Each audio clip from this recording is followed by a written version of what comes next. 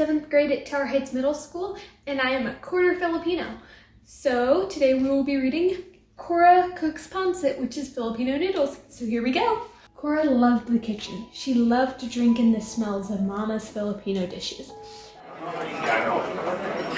Cora's older sisters and brother often helped with the cooking. They got the grown-up jobs like shredding the chicken or mixing the noodles in the pot. They sliced the vegetables and rolled the lumpia into tidy egg roll shapes.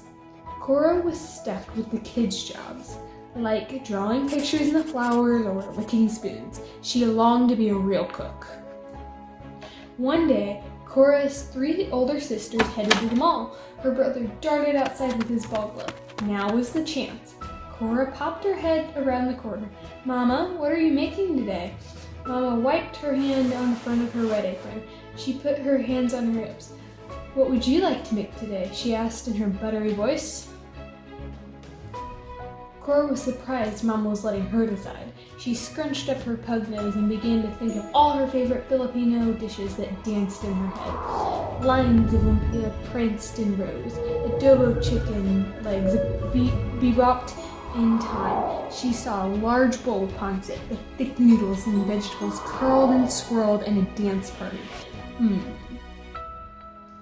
"Will you teach me how to make pancit?" she asked. "Of course," said Mama. "Would you like to wear my red apron?" Cora was a real cook now. The apron was a little too big, but it would do.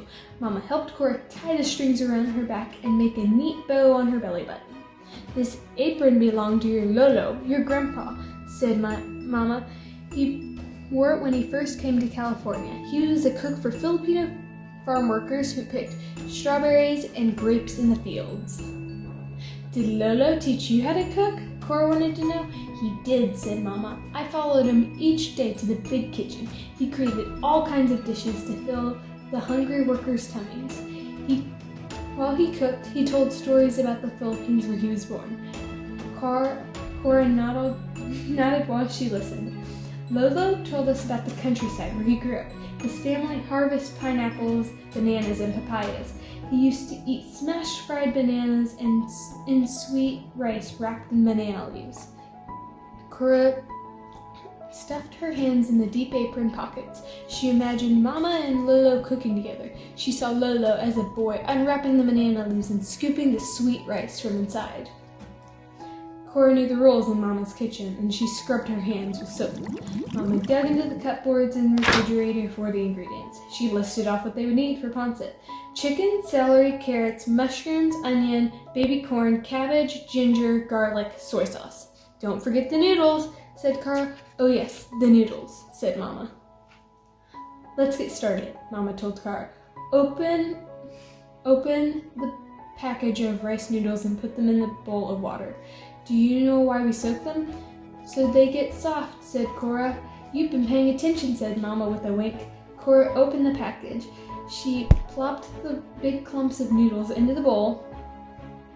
Meanwhile, Mama took out some chicken she had cooked earlier. This was Mama's special stash. She used chicken for all kinds of Filipino dishes like taghon, chicken curry, and lumpia. "Want to help me shred?" asked Mama. Cora's eyes grew wide. A grown-up job. She was ready. She pulled the chicken pieces apart the way her older sister primitive. She placed them on a plate. Cora snuck a bite of chicken. She rolled it into the back of her mouth before Mama noticed. The salty taste made her tickle her tongue. "I'll chop," said Mama. Cora arranged the vegetables in neat rows. Mama chopped the celery stalks, onions, and cabbage. When Mama started slicing the onions, tears rained down Cora's cheeks. She looked up and saw Mama's watery eyes. "Onions make us cry," Mama sang, and they both laughed. Mama took out the huge pancit pan with shiny copper on the outside and big handles. The pan was big enough to hold up all the ingredients. Cora danced on her tiptoes to see what was inside. Mama asked Cora to take a step back while she added some oil and vegetables to the pan. The pot began to hiss and sizzle. Mama added spice too, and garlic and ginger and a splash of soy sauce. Cora loved the smell of garlic. "Can you check on the noodles, Cora?" asked Mama. Cora stretched her arm. She stretched her head. She tried to remember what her sister Sarah did when she checked the noodles. Cora thought she could sniff the noodles, but she picked up the bowl too quickly and water sloshed onto the floor. "Are you making a mess?" asked Mama with pointy eyebrows. "Silly Cora, you're just gonna need to touch the noodles with 2 fingers to make sure they're soft." Mama handed Cora a towel to mop up the mess, and then Mama went to work straining the noodles. "Now for the fun part," said Mama. "Let's add the noodles to the pancit pan." "Can I stir?" asked Cora. She knew this was another grown-up job. "Yeah, but be careful near the burner," called Mama, who pulled the stool out for Cora to stand on. Cora began to stir in wide circles. She watched the noodles somersault over the carrots and celery. She made the soft onions sway this way and that. The smell of ginger mixing with garlic floated into her nose. A few mushrooms escaped from the pot.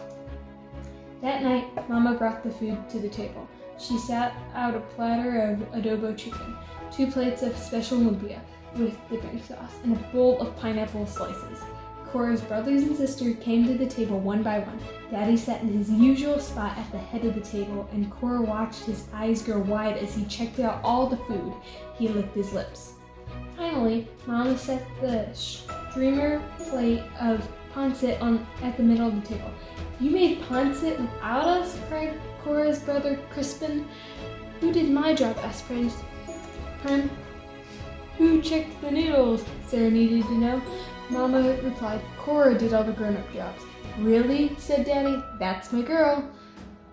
Cora scrunched her eyebrows together and bit her lip while her family tasted her pancit.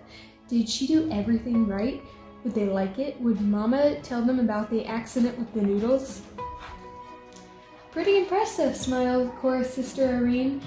Crispin chomped on this big spoonful of pancit and elbowed Cora. "Not too bad," Crispin said. Cora grinned. Her eyes sparkled with delight. Daddy sat back in his chair. "This tastes like your Lolo's pancit," he said. Cora beamed with pride. "Salamente," she said. "Thank you." And her family laughed. Cora was still wearing Mama's red apron. Here we have our glossary. So we have adobo, which is a way of cooking meat using vinegar and soy sauce. Lolo, meaning grandpa. Lumpia is a Filipino version of egg rolls. Pancit, which is a popular noodle dish. Salamente is thank you, and Tegon is a clear noodle dish. And here we have our recipe for pancit. Thank you, Salamat, for watching my video.